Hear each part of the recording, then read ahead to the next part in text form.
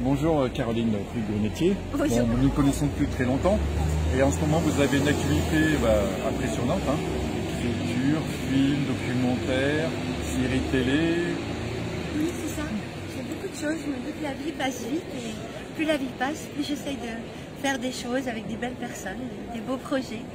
Voilà. Il y a quand même quelque chose qui est important pour moi dans ma vie. J'ai eu un accident il y a quelques années. Je ne devrais pas être là. Je suis là, je suis tellement heureuse. J'ai un œil pour voir.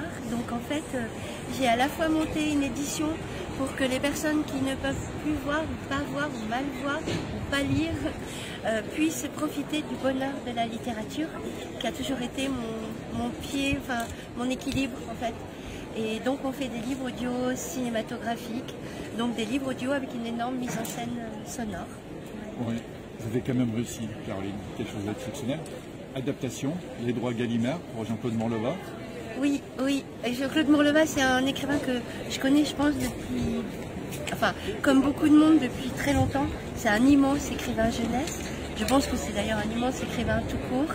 Et j'étais tombée amoureuse, entre autres, d'un de ses romans qui s'appelle Le chagrin du roi mort, qui est tellement d'actualité aujourd'hui.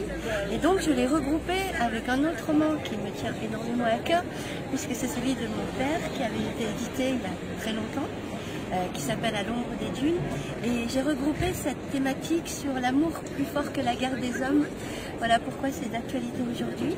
Et avec Jean-Claude Morleva, c'est grâce à lui qu'on a eu l'accord de Gallimard, évidemment, et qui me donne toute sa confiance pour adapter son roman en audio-cinématographie. En gros, c'est comme un long métrage, mais uniquement avec le langage de l'auteur et avec une mise en scène sonore audio.